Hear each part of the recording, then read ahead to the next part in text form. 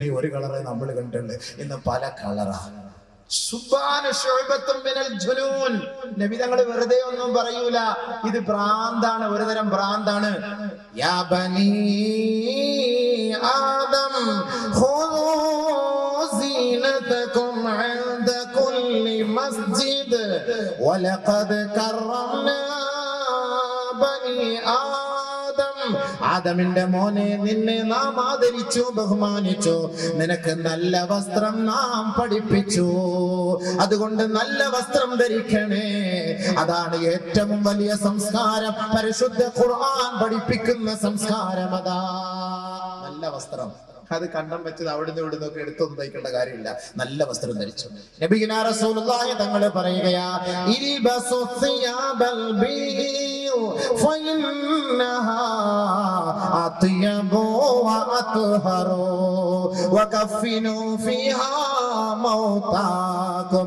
വെള്ള വസ്ത്രം നിങ്ങൾ ധരിക്കണേ. വെള്ള വസ്ത്രം ശുദ്ധിയുള്ളതാണ്, അത് വൃത്തിയുള്ളതാണ്. വകഫിനു ഫീഹാ മൗതാകും, നിങ്ങളുടെ മയ്യത്തുകൾ, ജനാസകൾ അതിൽ പൊതിയണമേ. ജാതി മത ഭേദമന്യേ അവസാനം പറഞ്ഞത് എല്ലാവരും സ്വീകരിക്കും. ജനാസ വെള്ളത്തുണിയിൽ പൊതിയണമെന്ന് നബി തങ്ങൾ പറഞ്ഞത്. ഏത് ഹൈന്ദവൻ, ക്രൈസ്തവൻ, ജൂതൻ, നസ്രാണി, ഏത് ഗ്രൂപ്പുകാരാവട്ടെ മരിച്ചാൽ അവന്റെ മയ്യത്ത് നടക്കുന്നത് വെള്ളത്തുണിയില, അല്ലേ? പോസ്റ്റ്മോർട്ടം ചെയ്തിട്ട് അല്ലെങ്കിൽ ഹോസ്പിറ്റലിൽ ഇങ്ങോട്ട് നമുക്ക് ആ ശവം തരുന്നത് വെള്ളത്തുണി പൊതിഞ്ഞിട്ടാ. നബി തങ്ങൾ പറഞ്ഞത് അവിടെ സ്വീകരിക്കുന്നില്ലേ? വെള്ളയിൽ ബർക്കത്തുണ്ട്, വെള്ളയിൽ നല്ലതാണ്, ശുദ്ധിയുണ്ട്, കൃമികളൊന്നും കയറിയിരിക്കൂല. ആംബുലൻസിന്റെ കളറ് വെള്ള, സ്ട്രെച്ചറിന്റെ കളറ് വെള്ള, നേഴ്സന്മാരുടെ കളറ് പറയണ്ട, ശരീരത്തിന്റെ വസ്ത്രം വെള്ള. വെള്ളയല്ലേ? ശരിയല്ലേ? ഞാൻ വെറുതെയാണോ പറയുന്നത്? വെള്ള നിബിധകൾ പറഞ്ഞെന്താ? അത്യബു അത്ഹറു, അതിനകത്ത് മരുന്നുണ്ട്, അല്ല കൃമികള്, അതിന്റെ അണുക്കൾ എല്ലാം മാറ്റിക്കളയും. വെള്ള ധരിച്ചോ, മയ്യത്ത് അതിനകത്ത് പൊതി. ഹബീബായ റസൂലുള്ളാഹി സംസ്കാരം. നബിതങ്ങൾ വസ്ത്രം പഠിപ്പിക്കേണ്ടത് നമുക്ക് പഠിപ്പിച്ചെന്നു, ഏത് വസ്ത്രം ധരിക്കണമെന്ന് പറഞ്ഞത്. പാശ്ചാത്യ സംസ്കാരം ഒന്നും വേണ്ട, ആ സംസ്കാരം നമുക്ക് വേണ്ട. അവന്റെ ബർമൂഡ സംസ്കാരം അത് നമുക്ക് വേണ്ട. നമ്മുടെ വാപ്പാന്റെ ഉമ്മാന്റെ ഉസ്താദുമാരുടെ മുന്നിൽ ബർമൂഡ ഇട്ടുകൊണ്ട് നിൽക്കേണ്ട ഒരു ഗതികേട് നമ്മുടെ മക്കൾക്ക് ഉണ്ടാകാൻ പാടില്ല. ഇന്ന് വീട്ടിനകത്ത് പെണ്ണുങ്ങൾ പോലും അതാ ധരിക്കുന്നതെന്നാണ് എനിക്ക് കിട്ടിയ റിപ്പോർട്ട്. ചിരിക്കാൻ പറഞ്ഞൊന്നും അല്ല ഉസ്താദുമാരെ, നിങ്ങളെ മദ്രസയെ പഠിപ്പിക്കുന്നുണ്ട്, ഇത് അന്വേഷിക്കാറില്ല. ഞങ്ങൾ പ്രസംഗിക്കാൻ പോകുന്നത് ഇതൊക്കെ അന്വേഷിക്കും. കാരണം ഇത് പറയണ്ടേ, ഇത് ഓരോരുത്തർ ധരിക്കുന്ന വസ്ത്രത്തെ കുറിച്ച് അന്വേഷിച്ചാലേ എനിക്ക് നാളെ പറയാൻ പറ്റുള്ളൂ. ഇതൊക്കെ പറഞ്ഞ് മനസ്സിലാക്കി കൊടുക്കണ്ടേ? അപ്പൊ അങ്ങനെയാണ് സംഭവം. ചില ഡോക്ടർമാരുണ്ട്, വീട്ടിൽ പോയി നോക്ക്, ബർമൂഡ ഇട്ടോണ്ടേ വീട്ടിൽ ഇരിക്കുള്ളൂ. അവർക്ക് ഫ്രീ ആയിട്ട് ആ സമയത്ത് അവിടെ ഇരിക്കണം. നിങ്ങൾ പോയി നോക്ക്, കോട്ടയം മെഡിക്കൽ കോളേജിലൊക്കെ ഡോക്ടർ ഞാൻ നേരിട്ട് കണ്ടത് കൊണ്ടൊക്കെ ഞാൻ ഈ പറയുന്നത്, വെറുതെ പറയല്ല. ഇതൊന്നും സംസ്കാരമല്ല, ഇസ്ലാമിക സംസ്കാരം. അലി റളിയല്ലാഹു തആല അൻഹുവിന്റെ തുടയിലേക്ക് നോക്കിക്കൊണ്ട് വിധങ്ങൾ പറഞ്ഞു, അലിയെ, തുടയും ഔറത്താ. തുട ഔറത്താണ്, നീ അതിലേക്ക് നോക്കരുതേ, അന്യവന്റെ ഔറത്തിലേക്ക് നീ നോക്കരുതേ. നിബിധങ്ങൾ പറയണം, തുട അതിൽ പെട്ടതാണ്. لا تتبعن بصرك حسن رداء امرأة فإن النظر يجعل شبقا في قلبك. നിങ്ങൾ ഒരു പെണ്ണിന്റെ നല്ല വസ്ത്രത്തിലേക്ക്, സൗന്ദര്യ വസ്ത്രത്തിലേക്ക് നോക്കരുത്. ശൈത്താൻ, പിശാച് ഹൃദയത്തിൽ ഒരു കെണി ഉണ്ടാക്കി തരും. അതിന്റെ പേരിൽ വസ്ത്രത്തെ കുറിച്ച് നിബിധങ്ങൾ പഠിപ്പിച്ച് മനസ്സിലാക്കി തരും സുഹൃത്തുക്കളെ. അതുകൊണ്ട് അല്ലാഹുവിന്റെ റസൂലും അല്ലാഹുവും പറയുന്നു, നല്ല വസ്ത്രം ഇസ്ലാമിക സംസ്കാരമാണ്. അത് നിങ്ങൾ ധരിക്കണം, അത് നിങ്ങൾ ജീവിതത്തിൽ പ്രാവർത്തികമാക്കണം. അതല്ലാതെ നമ്മളുടെ ഈ പിശാചിന്റെ വസ്ത്രവും ഭ്രാന്തിന്റെ വസ്ത്രവും നിങ്ങൾ ധരിക്കരുത്. എന്റെ സഹോദര, സഹോദരി, നമ്മുടെ മകൾക്കൊരു വസ്ത്രം വാങ്ങാൻ ഒരു കടയിൽ കയറിയപ്പോ ഒരു ഫുൾ കൈയുള്ള ഒരു വസ്ത്രം ഒരു 5-6 കടയിൽ കയറിയ ഒരു കടയിൽ സാധനമില്ല. എവിടെ വിട്ട് അങ്ങനെ അന്വേഷിച്ച് ഒരു തൊപ്പിക്കാരന്റെ കടയിൽ കയറിയപ്പോ ഇടയിൽ ഒരു സോൾട്ട് ആൻഡ് പെപ്പർ എടുത്തു കൊണ്ടാന്ന് പറഞ്ഞു. സോൾട്ട് ആൻഡ് പെപ്പർ എന്താ? ഉപ്പും പിന്നെ എന്താ എരിയും അങ്ങനെ മുളകും എടുത്തിട്ട് കൊടുന്ന് എന്തിനാ? ബുൾസി അടിക്കാനാണ്. അതാണ് എന്റെ അടുത്ത് എന്താ? അത് മാത്രമേ ഉള്ളൂ ഫുൾ കൈ. ഇപ്പൊ വേറൊരു സാധനമാണ് മൊഹബത്ത്. പെണ്ണുങ്ങളിപ്പോ ചോദിക്കുന്നത് മൊഹബത്ത്. ഇപ്പൊ സിനിമയിൽ ഏത് വസ്ത്രം വന്നോ അതാണ് ഇന്ന് സ്വീകരിക്കുന്നത്. അതാണ് ഈ ഭ്രാന്ത് എന്ന് പറയുന്നത്. അവരുടെ ഇത്തിബാ ചെയ്യുന്ന ആരെയാ? ഇത്തിബാ ചെയ്യുന്നത് സിനിമ നടീനടന്മാരെയാണ് ഇത്തിബാ ചെയ്യുന്നത്. അള്ളാന്റെ റസൂൽ ഇത്തിബാ ചെയ്യുന്നില്ലല്ലോ. അള്ളാന്റെ റസൂൽ വസ്ത്രം പഠിപ്പിച്ചു കൊടുത്തു. അത് നമ്മുടെ സഹോദരിമാര് പർദ എന്ന് പറഞ്ഞ പർദക്കകത്ത് കയറിയപ്പോഴോ ഒട്ടിയ പർദ, അത് അതിനേക്കാളും ഭയങ്കരം. ഇത് ഇല്ലാതിരുന്ന പിന്നെ കുഴപ്പമില്ല. ഇതിപ്പോ ഇട്ടപ്പോ എന്താ സംഭവം? ഓരോ അവയവങ്ങളും തെളിഞ്ഞു കാണത്തക്ക നിലയിലുള്ള പർദകളാണ് ഇന്ന് നമ്മുടെ സഹോദരിമാര് ധരിച്ചു കൊണ്ടിരിക്കുന്നത്. എന്റെ പൊന്നെ, ഇടികൊള്ള മലക്കൊന്നും ഒരു ദയം കാണണം. ഞങ്ങൾക്ക് പിന്നെ ഇത്തിരിയെങ്കിലും ദയം നിങ്ങളോട് കാണും. മലക്കൾക്ക് ഇടിക്കാൻ വരുന്ന മലക്ക് കണ്ണുമില്ല, ചെവിയും കേൾക്കൂല എന്ന ഹദീസിൽ കാണാം. കാരണം എന്താ, ഇവിടെ കാണുകട നിലവിളിച്ച കണ്ടാല് അവർക്ക് ഒരു വിഷമം തോന്നാതിരിക്കാൻ, ദയ തോന്നാതിരിക്കാൻ വേണ്ടി ചെവിയുടെ കേൾവി ശക്തിയും അള്ളാഹു എടുത്തു കളഞ്ഞു, കണ്ണിന്റെ കാഴ്ചശക്തിയും അള്ളാഹു എടുത്തു കളഞ്ഞു. ആ നിലയ്ക്കുള്ള മലക്കുകളായിരിക്കുക. എത്ര നിലവിളിച്ചാലും ഒരു രക്ഷയും ഇല്ല. എന്റെ പൊന്നെ, വേണമെങ്കിൽ മനസ്സിലാക്കിക്കോ, വേണമെങ്കിൽ അനുസരിച്ചു. അള്ളാഹു മനസ്സിലാക്കാൻ അനുസരിക്കാൻ തൗഫീഖ് നൽകട്ടെ. അപ്പോ ശുബ്ബാൻ എന്ന് പറഞ്ഞാല് ശുഅബത്തും മിനൽ ജുനൂൻ, ഒരു തരം ഭ്രാന്താണ്. ആ ഭ്രാന്ത് എടുത്ത് മാറ്റണം. വന്നിസാഉ ഹബാലത്തു ശൈത്താൻ, സ്ത്രീകൾ എന്ന് പറഞ്ഞാല് പിശാചിന്റെ ഒരു കെണിവലയാണ്. ഇത് രണ്ടും കൂടെ ചേരുമ്പോഴാണല്ലോ ഇന്ന് മൊത്തം പ്രശ്നങ്ങൾ, ഇന്ന് നാട്ടിന്റെ മൊത്തം പ്രശ്നങ്ങളുടെ കാരണം ഇത് രണ്ടുമാണ്. നബിയുനാ റസൂലുള്ളാഹി സ്വല്ലല്ലാഹു അലൈഹി വസല്ലം തങ്ങൾ വ്യക്തമാക്കി ഇവരെ കുറിച്ച് നമുക്ക് വിശദീകരിച്ചു തന്നു. ഇയ്യാകും വൽ ഖൽവത ബിന്നിസാ, നിങ്ങൾ ഒറ്റയ്ക്ക് ഒരു അന്യ സ്ത്രീയും അന്യ പുരുഷനുമായി ഇടകലർന്നിരിക്കരുത്. നിങ്ങളുടെ വീട്ടിലാണെങ്കിലും സാക്ഷാൽ ഉപ്പയും മകളുമാണെങ്കിൽ പോലും, പ്രായപൂർത്തിയോടടുത്ത മകളാണെങ്കിൽ പോലും, നിങ്ങൾ വീട്ടിൽ ഒറ്റയ്ക്കായി അവർ രണ്ടുപേർക്കും സൗകര്യം ഒരുക്കരുത്.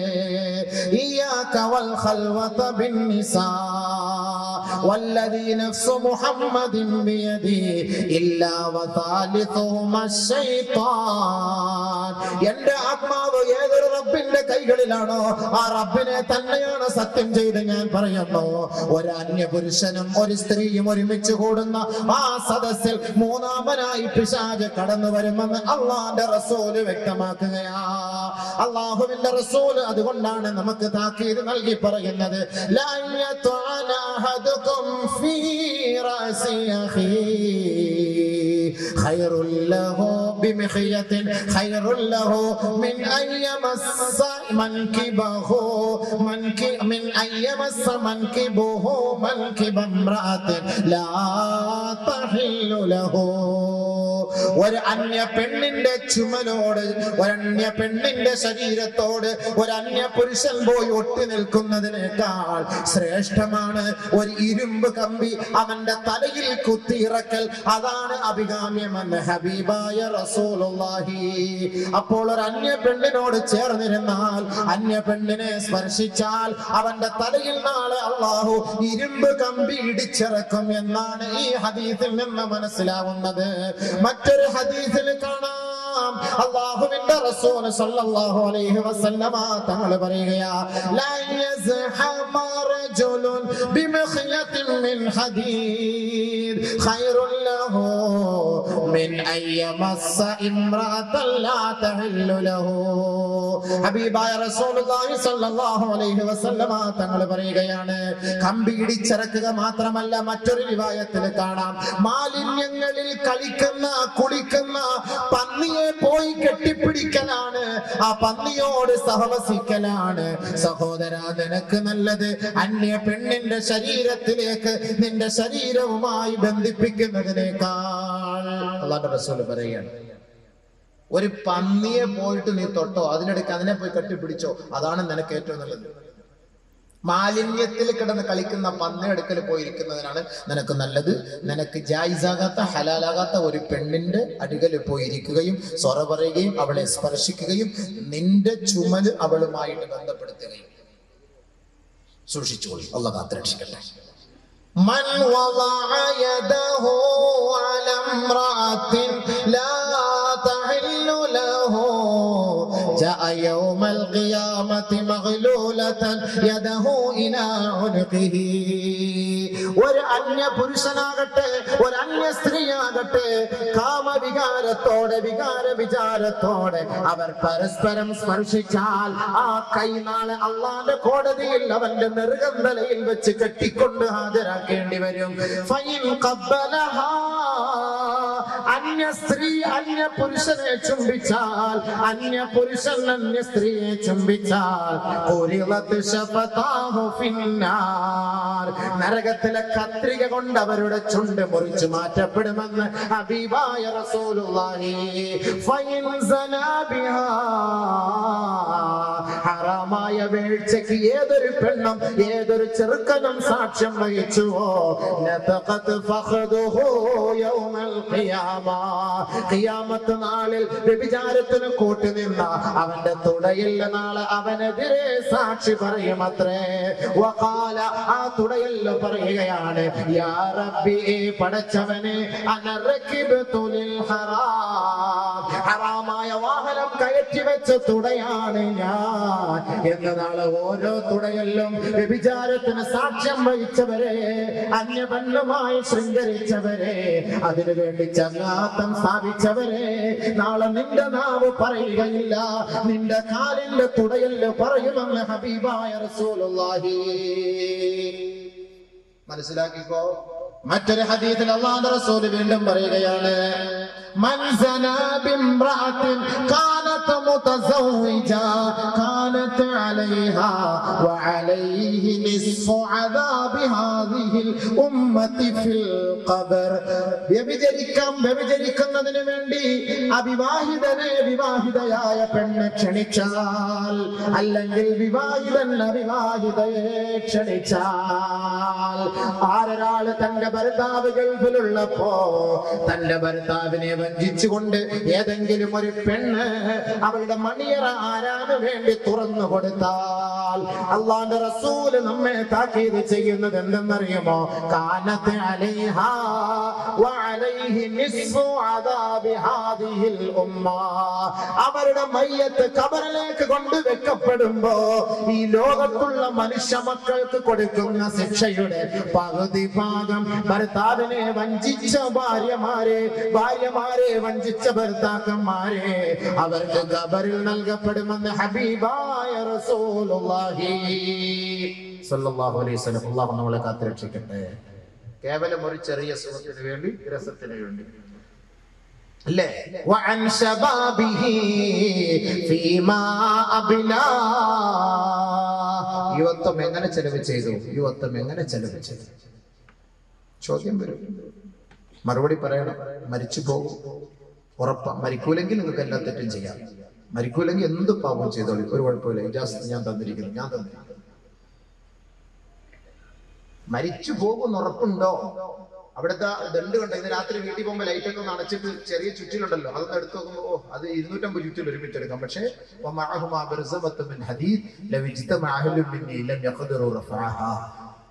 മലക്കുൽ മൗത്തിന്റെ കയ്യിലിരിക്കുന്ന ആ ദണ്ട് ഉയർത്താൻ ഈ ഉമ്മത്ത് മുഴുവനും തീരുമാനിച്ചാൽ നടക്കൂല. അത് അവർ വല്ല സാധാ സീതാരെ പൊക്കിയെടുത്തിട്ട് നമ്മൾ ചോദിക്കുമ്പോൾ ഇതിന് മറുപടി നമ്മൾ കണ്ടെത്താം. നമ്മളെ കാക്കട്ടെ. അള്ളാഹു നമ്മളെ കാത്തുരക്ഷിക്കുമാറാകട്ടെ.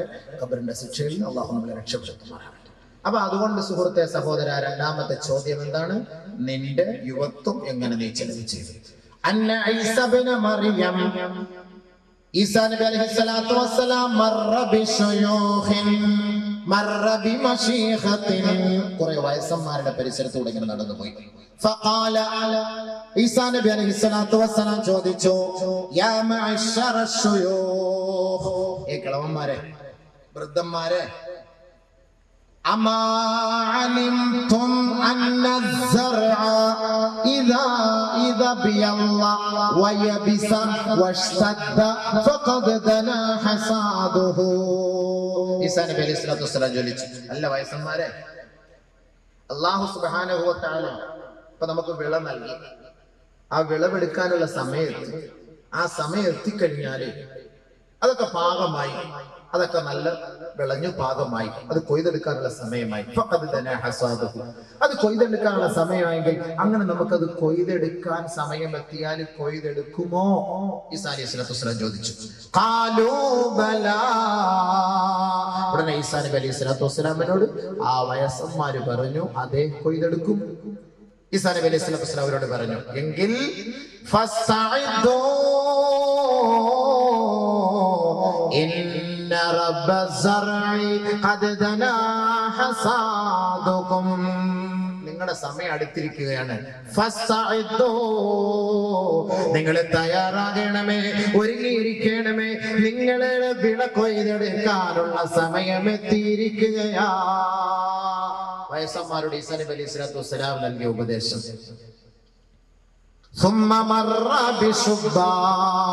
പിന്നെ ഇങ്ങനെ നടന്നു പോയപ്പോ കുറെ ചെറുപ്പക്കാര്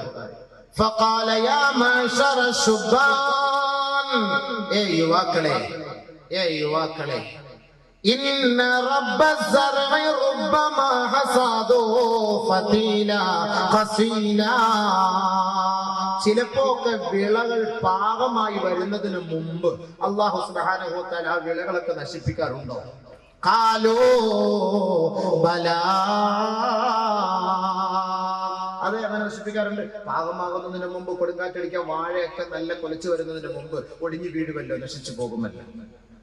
നെല്ലൊക്കെ നല്ല ഒരു അവസ്ഥയിലേക്ക് എത്തുന്നതിന് മുമ്പ്, പാകമാകുന്നതിന് മുമ്പ് വെള്ളം കയറി മഴ പെയ്ത് എല്ലാം നശിച്ചു പോകുമല്ലോ. അങ്ങനെയൊക്കെ സംഭവിക്കാറുണ്ടല്ലോ സ്വാഭാവികമായി. അങ്ങനെയൊക്കെ സംഭവിക്കില്ലേ? യുവാക്കളോട് ചോദിച്ചു ഈസാ നബി അലൈഹി സ്വലാത്തു വസ്സലാം. ഖാലു, അവര് പറഞ്ഞു ബലാ, സംഭവിക്കാറുണ്ടല്ലോ. ബഹുമാനപ്പെട്ട ഈസാ നബി അലൈഹി സ്വലാത്തു വസ്സലാം അവർക്ക് മറുപടി പറഞ്ഞു, അമാ തഅലമൂൻ, എങ്കിൽ നിങ്ങൾ അറിഞ്ഞു കൊള്ളണമേ, ലാ തദ്റൂന മതാ തുഹ്സദൂൻ, നിങ്ങൾ വയസ്സായി നിങ്ങളുടെ താടിയുടെ രോമം നരയ്ക്കും, മീശ നരയ്ക്കും, മൂക്കിലെ രോമം നരയ്ക്കും, തലമുടി നരയ്ക്കുമെന്ന് നിങ്ങൾ പ്രതീക്ഷിക്കല്ലേ. നിങ്ങൾ വളർന്നു വലുതായി വയസ്സാകുന്നതിന് മുമ്പ് തന്നെ നിങ്ങളെ അല്ലാഹു പിടിച്ചെടുത്തേക്കാം. അതുകൊണ്ട് ഫസ്തഇദ്ദൂ, ആഖിറത്തിന് വേണ്ടി ഒരുങ്ങിയിരിക്കണമേ എന്ന് യുവാക്കളോട് ബഹുമാനപ്പെട്ട ഈസാ നബി അലൈഹിസ്സലാം.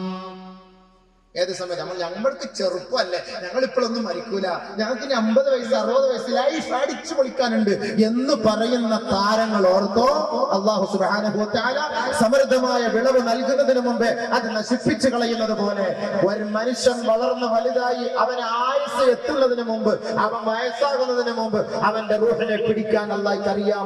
അതിന്ന് നടന്നുകൊണ്ടിരിക്കുന്നു.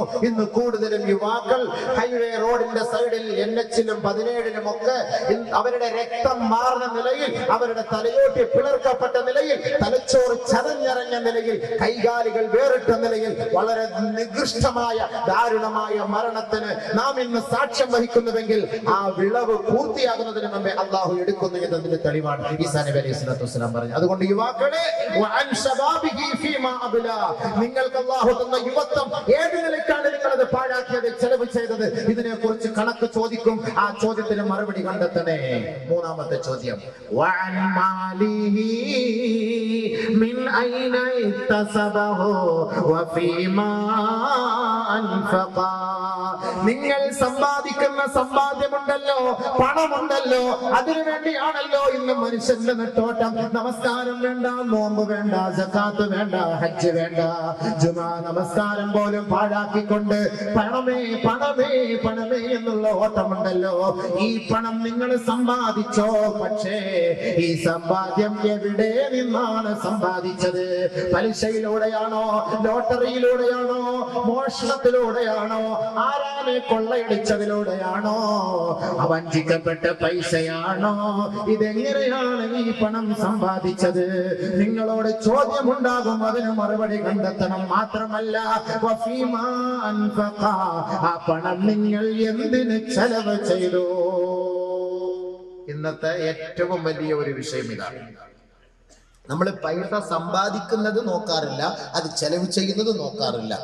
വരട്ടെ, വെയ് രാജ വെയ്, ആട് മാഞ്ചി തേക്ക്, ഇങ്ങോട്ട് വെയ്, എങ്ങനെയെങ്കിലും ഒക്കെ കാശുണ്ടാക്കുക, അതാണല്ലേ ഇന്ന്.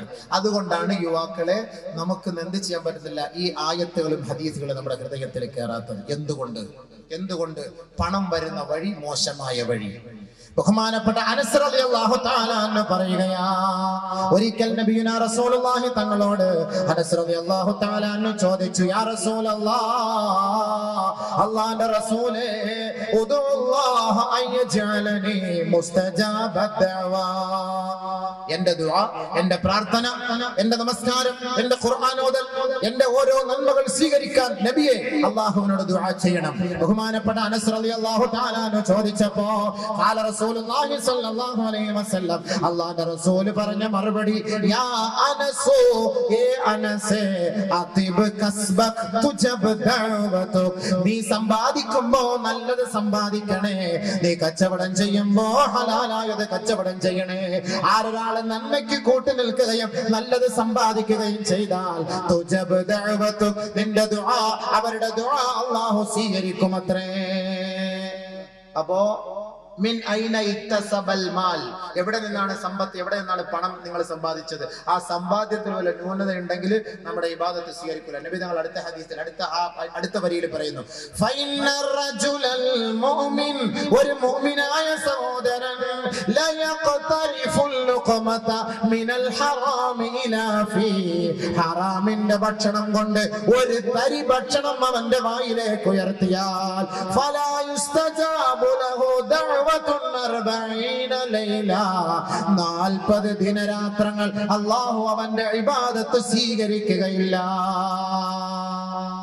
ഹറാമായ പണം ലോട്ടറി എടുത്ത് പലിശ ഉണ്ടാക്കി ഹാൻസ് വിറ്റ പൈസ, തുളസി വിറ്റ പൈസ, ചാരായം വിറ്റ പൈസ, പുകയില വിറ്റ പൈസ, ഈ പൈസയൊക്കെ എടുത്തിട്ട് നമ്മുടെ മക്കൾക്ക് ഭക്ഷണം കൊടുക്കാൻ നിങ്ങൾ നിന്നാൽ വല്ലാഹി ഫലാ യുസ്തജാബു ലഹു ദഅവതുൻ 40 യൗമാ. നമസ്കരിക്കുന്ന നമസ്കാരക്കാരെ, ഹാൻസിന്റെ പൈസ നിങ്ങൾക്ക് വേണ്ട. നമസ്കാരമുള്ള കടക്കാരെ, തുളസി വിറ്റ പൈസ നിങ്ങൾക്ക് വേണ്ട. നമസ്കാരമുള്ള സഹോദരങ്ങളെ, പുകയില വിറ്റ പൈസ നിങ്ങൾക്ക് വേണ്ട. ഇതെല്ലാം ഇളാഅത്തുൽ മാൽ, സമ്പത്ത് നഷ്ടപ്പെടുത്തുകയും ശരീരത്തെ നശിപ്പിച്ചു കളയുകയും ചെയ്യുന്ന ഓരോ പ്രവണതകളും കച്ചവടങ്ങളുമാ. പുകയിലെ കുറിച്ച്, ഹാൻസിനെ കുറിച്ച്, തുളസിയെ കുറിച്ച്, ചൈലീഗൈനിയെ കുറിച്ച് ബഹുമാനപ്പെട്ട നബി തങ്ങളോട് ചോദിച്ചപ്പോ അല്ലാഹുവിന്റെ റസൂല് പറഞ്ഞ മറുപടി ഉമ്മു സൽമാ റളിയല്ലാഹു അൻഹ പറയുകയാ, നഹൻ നബിയു സല്ലല്ലാഹു അലൈഹി വസല്ലമ അൻ കുല്ലി മുഫ്തിരിൻ വ മുസ്കിർ, എല്ലാ ലഹരി പദാർത്ഥങ്ങളും ശരീരത്തെ ക്ഷീണിപ്പിക്കുകയും ബലഹീനമാക്കുകയും നശിപ്പിക്കുകയും അവശതയിലേക്ക് കൊണ്ടെത്തിക്കുകയും ഭാവിയിൽ മാരകമായ രോഗം വിളിച്ചു വരുത്തുകയും ചെയ്യുന്ന ഏത് പദാർത്ഥങ്ങളാകട്ടെ അല്ലാഹുവിന്റെ റസൂല് നിരോധിച്ചിരിക്കുകയാ. അതുകൊണ്ട് 1000 വർഷങ്ങൾക്ക് മുമ്പ് തുളസി ഉണ്ടായിരുന്നോ എന്ന് ചോദിക്കണ്ട, ഹാൻസ് ഉണ്ടായിരുന്നോ എന്ന് ചോദിക്കണ്ട. അല്ലാഹുവിന്റെ റസൂലിനറിയാം 21ാം നൂറ്റാണ്ടിലെ യുവത്വം തുളുമ്പുന്ന ചെറുപ്പക്കാർ അവരുടെ തൊള്ളയിൽ തുളസിയും ഹാൻസും കൊണ്ട് അവർ അമ്മാനമാടുമെന്ന് നബി തങ്ങൾക്കറിയാം. അതുകൊണ്ട് ഉമ്മു സൽമയുടെ മഹത്തായ റിപ്പോർട്ടിലൂടെ നമ്മെ അറിയിക്കുന്നു, ശരീരം പാഴാക്കുകയും സമ്പത്ത് നശിപ്പിക്കുകയും ചെയ്യുന്ന സകലമാന പദാർത്ഥങ്ങളും അല്ലാഹുവിന്റെ റസൂൽ നിരോധിച്ചിരിക്കുകയാ. അതുകൊണ്ട് തുളസി ഹറാം, പുകവലി ഹറാം, ചൈനീകൈനി ഹറാം, ടൊബാക്കോ ഹറാം. വലാ തഖ്തുലൂ അൻഫുസകും, നിങ്ങൾ നിങ്ങളുടെ ശരീരത്തെ കൊന്നുകളയരുത് എന്ന ആയത്തിന്റെ അടിസ്ഥാനത്തിലും വലാ തുൽഖൂ ബിഐദീകും ഇലാ തഹലുക, നിങ്ങൾ നിങ്ങളുടെ കൈകളെ, ശരീരത്തെ നാശത്തിലേക്ക് കൊണ്ടെറിയരുത് എന്ന ആയത്തിന്റെ അടിസ്ഥാനത്തിലും അല്ലാഹുവിന്റെ റസൂലിനോട് ഹലാൽ ഏത് ഹറാം ഏത് എന്ന് ചോദിച്ചപ്പോൾ നബി തങ്ങൾ പറഞ്ഞ മറുപടി യസ്അലൂനക മാദാ ഉഹില്ല ലഹും, ഏതൊക്കെയാണ് നബിയെ ഹലാലാക്കിയതെന്ന് അല്ലാഹുവിന്റെ റസൂലിനോട് അങ്ങയോട് ചോദിക്കുമെന്ന് അല്ലാഹു അറിയിച്ചു കൊടുത്തപ്പോ അല്ലാഹുവിന്റെ റസൂല് പഠിപ്പിച്ചു കൊടുത്തു. يأمرهم بالمعروف وينهاهم عن المنكر ويحل لهم الطيبات ويحرم عليهم الخبائث. നല്ല വസ്തുക്കൾ അല്ലാഹു അനുവദിച്ചു, മാലിന്യം നിറഞ്ഞ ലഹരിയുള്ള നീച പദാർത്ഥങ്ങൾ അല്ലാഹു വിരോധിച്ചു. അതുകൊണ്ട് ഹാൻസും തുളസിയും ലഹരിയും അടിച്ചുകൊണ്ട് യുവാക്കളെ, നിങ്ങളുടെ ശരീരത്തെ നിങ്ങൾ നരകത്തിന്റെ അഗ്നികുണ്ഡാരത്തിന്റെ വിറകാക്കി മാറ്റരുത്. അല്ലാഹുവും റസൂലും നമുക്ക് താക്കീത് നൽകുകയാ. അതുകൊണ്ട് നിങ്ങളുടെ പണം ഹലാലായ പണമായിരിക്കണം, അത് ഹലാലിന് വേണ്ടി ചെലവ് ചെയ്യണം. ഹറാമായത് സമ്പാദിച്ചിട്ട് 1000 റക്അത്ത് പള്ളിയിൽ വന്ന് നമസ്കരിച്ചാലും ആ നമസ്കാരം ശരിയല്ല എന്ന് അല്ലാഹുവിന്റെ റസൂൽ നമ്മെ പഠിപ്പിക്കുകയാ. അബൂ ഹുറൈറ റളിയല്ലാഹു അൻഹു റിപ്പോർട്ട് ചെയ്യുന്ന ഹദീസിൽ കാണാം, ഖാല റസൂലുള്ളാഹി സ്വല്ലല്ലാഹു അലൈഹി വസല്ലം, അല്ലാഹുവിന്റെ റസൂൽ പറയുകയാണ്, ലാ യജഅല അഹദുകും ഫീ തുറാബാ ഖൈറുൻ മിൻ അൻ യജഅല അഹദുകും ഫീ ഹറാമാ. ഏ സഹോദരാ, ഏ സഹോദരി, ഒരു പിടി മണ്ണ് വാരി നിന്റെ പള്ളയിൽ ഇടലാണ് നിനക്ക് ഏറ്റവും ശ്രേഷ്ഠം. ഹറാമായ ഭക്ഷണത്തിന്റെ പദാർത്ഥങ്ങളും ഭക്ഷണങ്ങളും നീ കഴിക്കുന്നതിനേക്കാൾ ലോട്ടറിയുടെയും പലിശയുടെയും ഹറാം വിറ്റുണ്ടാക്കിയ പൈസയിലൂടെയും തന്റെ മക്കൾക്ക് ഭക്ഷണം വാങ്ങിക്കൊടുത്താൽ അവരുടെ ദുആയും ഇബാദത്തും സ്വീകരിക്കില്ല മാതാക്കളെ, പിതാക്കളെ. ആ ഹറാം സമ്പാദിക്കുന്നതിനേക്കാൾ നിങ്ങൾക്ക് നല്ലത് നിങ്ങൾ മണ്ണ് വാരി തിന്നോ, അത് ഹലാലാണ്, ഹലാലാണ്. അതുകൊണ്ട് ബഹുമാനപ്പെട്ട നബിയനാ റസൂലുള്ളാഹി തങ്ങളുടെ അരികിലേക്ക് ഒരു സഹാബി കടന്നു വരികയാ. അയ്യുൽ അമലി അയ്യുൽ കസ്ബി അഫ്ളലു യാ റസൂലല്ലാഹ്. നബിയേ, ഏറ്റവും നല്ല സമ്പാദ്യം, ഹലാലായ സമ്പാദ്യം ഏതാണ് നബിയേ എന്ന് ആ സഹാബി നബി തങ്ങളോട് ചോദിച്ചപ്പോ അല്ലാഹുവിന്റെ റസൂൽ പറഞ്ഞ മറുപടി, കുല്ലു ബൈഇൻ മബ്റൂർ. എല്ലാ ഹലാലായ സമ്പത്ത് കൊണ്ട് തുടക്കം കുറിച്ച കച്ചവടം അത് ഹലാലായ പൈസയാണ്. മാത്രമല്ല വഅമലുർ റജുലി ബിയദൈഹി, ഒരു ചെറുപ്പക്കാരൻ അവന്റെ 2 കൈ കൊണ്ട് അവൻ കഷ്ടപ്പെടുന്ന പണമുണ്ടല്ലോ, താബൂക്കെടുക്കുന്ന പണമുണ്ടല്ലോ, സിമന്റ് കുഴയ്ക്കുന്ന പണമുണ്ടല്ലോ, കല്ല് കെട്ടുന്ന പണമുണ്ടല്ലോ, കൂടമെടുക്കുന്ന പണമുണ്ടല്ലോ, ഈ കൈ കൊണ്ട് ചെയ്യുന്ന ജോലി, അധ്വാനം അത് ഹലാലായ പൈസയാ, അത് ഹലാലായ പൈസയാ. കൂടമെടുത്തതിന്റെ പേരിൽ, കല്ല് ചുമന്നതിന്റെ പേരിൽ ആരുടെ കയ്യിൽ തഴമ്പുണ്ടോ അവൻ നാളെ സ്വർഗത്തിലാണെന്ന് ഹബീബായ തങ്ങൾ ഒരു ജോലിക്കാരന്റെ കൈക്ക് പിടിച്ച് തഴമ്പ് കണ്ടപ്പോ നബിതങ്ങൾ അവന് സ്വർഗത്തിലേക്കുള്ള സന്തോഷ വാർത്ത അറിയിച്ചെങ്കിൽ സഹോദരാ, ലോട്ടറി കച്ചവടം നിർത്തിയിട്ട്, പാൻപരാഗ് കച്ചവടം നിർത്തിയിട്ട്, മദ്യ കച്ചവടം നിർത്തിയിട്ട് താബൂക്ക് ചുമക്കാൻ പോകൂ സഹോദരാ. ചിരിച്ചുകൊണ്ട് നിനക്ക് സ്വർഗത്തിലേക്ക് കടക്കാം. അതല്ല കേവലം നൈമിഷികമായ ക്ഷണികമായ ദുനിയാവിന്റെ ജീവിതത്തിന് വേണ്ടി പണം സമ്പാദിക്കാൻ എന്ത് നെറികേടും എന്ത് തമ്മാടിത്തരവും സ്വീകരിക്കാൻ നീ തയ്യാറായാൽ വല്ലാഹി തമ്പുരാനെ തന്നെയാണ് സത്യം. ദുനിയാവിൽ നിനക്ക് ആഘോഷമാ, ദുനിയാവിൽ നിനക്ക് ആനന്ദമാ.